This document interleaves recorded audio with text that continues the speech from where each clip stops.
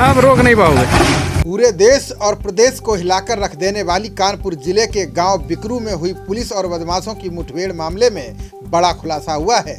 बदमाशों ने वारदात को अंजाम देने के लिए बड़ी साजिश रची थी। बताया जा रहा है कि पहले वहां ग्रामीणों ने सभी लाइटें बंद कर दी थी। इसके बाद बदमाश पुलिसकर्मियों पर टूट पड़े। पुलिस वालों को ये समझ नहीं आया कि आखिर ये हुआ क्या। इसी बीच मामले में एक और खुलासा हुआ है। ये खुलासा विकास दुबे की कॉल लिस्ट से हुआ है।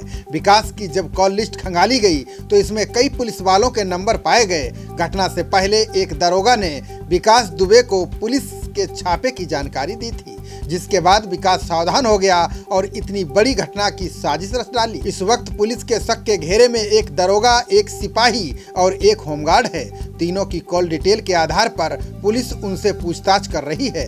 पूरे प्रदेश को हिलाकर रख देने वाली घटना में चौबेपुर थानेदार विनय तिवारी की भूमिका संदिग्ध बताई जा रही है। दबिश में चौबेपुर थानेदार गए लेकिन पीछे पीछे रहे। हमले से ठीक पहले थानेदार वहां से भाग निकले। इससे वे शक के दायरे में आ रहे हैं। इस बड़ी वारदात की शुरुआत तब हुई जब मोहिनी नेवादा निवासी राहुल तिवारी ने विकास दुबे के खिलाफ तहरीर दी। 2 दिन पहले चौबेपुर थाने में विकास दुबे के खिलाफ राहुल ने जान लेने का प्रयास करने का आरोप लगाकर तहरीर दी थी। आरोप है कि एसओ विनय तिवारी ने रिपोर्ट दर्ज नहीं की। जानकारी होने पर सीओ बिल्हौर देवेंद्र मिश्रा ने रिपोर्ट दर्ज करवाई।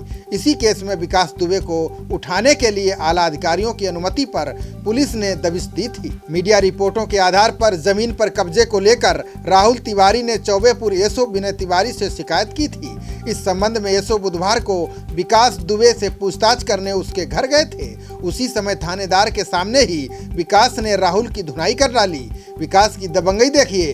पूछताछ के दौरान ही विकास ने एसओ से भी हाथापाई कर डाली। उस वक्त एसओ ने वहां से वापस होने में ही अपनी भलाई समझी। राहुल के अनुसार विकास दुबे ने उसके ससुर लल्लन शुक्ला की जमीन पर जबरन बैनामा करा लिया। इसको लेकर उन्होंने विकास के खिलाफ कोर्ट में मुकदमा भी दायर किया था। इसी मुकदमे को वापस लेने का दबाव बनाने के लिए विकास दुबे, सुनील वालगोविंद, अमर दुबे, शिवम दुबे ने 1 जुलाई को राहुल को बंधक बनाकर जमकर धुना था। मोस्ट वांटेड गैंगस्टर विकास दुबे को पकड़ने के लिए पुलिस एड़ी चोटी का जोर लगा रही है। उधर उत्तर प्रदेश पुलिस ने विकास दुबे के बिठूर स्थित घर को गिराने का फैसला लिया है, जिसके बाद कानपुर स्थित ये घर गिराया जा रहा है। विकास के नेपाल भाग जाने की खबरें सामने आ रही हैं, जिसके बाद नेपाल से लगती सीमाओं को सील कर दिया गया है। लखीमपुर खीरी जिले की पुलिस भी अलर्ट पर है। पुलिस ने 500 मोबाइलों को सर्विलांस पर रखा है। योगी सरकार ने विकास पर 50,000 का इनाम भी घोषित किया है। पुलिस की एक टीम गठित की गई है, जिसे नेपाल भेजा जा रहा है।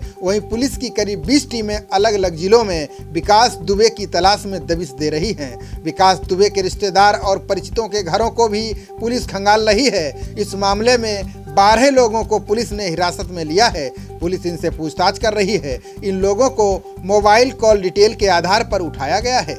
बता दें कि कानपुर से सटे बिकरू गांव में शुक्रवार को तड़के पुलिस और विकास दुबे गिरोह के बीच मुठभेड़ हो गई थी, जिसमें 8 पुलिसकर्मी शहीद हो गए थे। इस मुठभेड़ में गिरोह के 2 हमलावर भी ढेर हो गए थे। विकास दुबे के खिलाफ कानपुर के थाने में 60 एफआईआर दर्ज हैं। एक मामले की जांच के लिए कानपुर पुलिस बिकरू गांव गई थी। इसी समय विकास दुबे के गुर्गों ने जेसीबी मशीन लगाकर पुलिस का रास्ता बंद कर दिया था। जैसे ही पुलिसकर्मी आगे बढ़े तो विकास के गुर्गों ने AK-47 से 3 दिशाओं से पुलिसकर्मियों पर फायरिंग शुरू कर दी। सीओ देवेंद्र मिश्र और एसओ महेश यादव के अलावा अन्य पुलिसकर्मियों ने बदमाशों से मोर्चा लेने का प्रयास किया। पुलिस को इस तरह के भीषण हमले का अंदाजा नहीं था। ऐसे में उनकी उंगलियां असलहों के ट्रिगर पर नहीं थीं। जब सामने से अंधाधुंध गोली चली तो पुलिसकर्मियों ने असलहे निकालकर जवाबी फायरिंग की, मगर बदमाश इतनी संख्या में थे कि पुलिसकर्मी कम पड़ गए। खबरों का सिलसिला जारी रहेगा। देखते रहिए जनप्रवाद। नमस्कार।